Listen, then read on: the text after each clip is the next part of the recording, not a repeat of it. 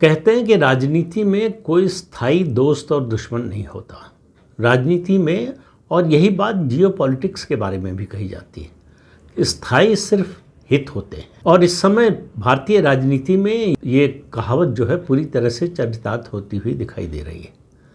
आप याद कीजिए, अभी अप्रैल में ही तो संसद का विशेष सत्र बुलाया गया था 2 दिन का, महिला आरक्षण संशोधन विधेयक पास कराने के लिए, जो पास नहीं हो पाया क्योंकि सरकार के पास दोनों सदनों में 2/3 बहुमत नहीं था।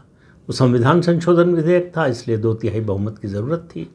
उसके साथ ही एक और विधेयक था और वो था डिलिमिटेशन पर, जिसमें डिलिमिटेशन जो है वो जुड़ा हुआ होता है लेटेस्ट सेंसस से।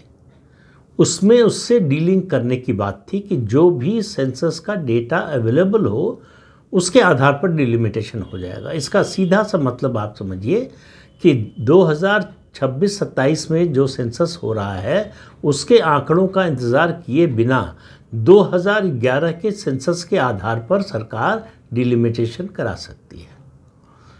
तो उसमें कांग्रेस ने विरोध किया, बल्कि सारे विपक्षी दलों ने विरोध किया, सबसे आगे बढ़ चढ़कर जो है दक्षिण के राज्यों ने, और उसमें भी डीएमके ने। अब आप देखिए, अप्रैल और हम अब जून में हैं और उसके बाद जुलाई में संसद का मानसून सत्र शुरू होने वाला है। और मानसून सत्र में आपको संसद के दोनों सदनों की तस्वीर बदली हुई नजर आएगी।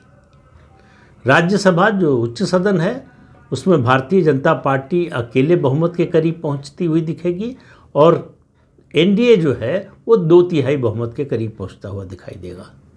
7 राज्यसभा सदस्य आम आदमी पार्टी के भारतीय जनता पार्टी में शामिल हो चुके हैं।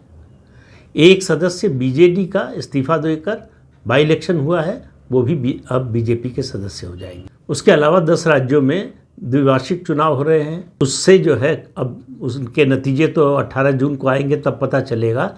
उससे भी तस्वीर बदलने वाली है, भाजपा की ताकत बढ़ने वाली है।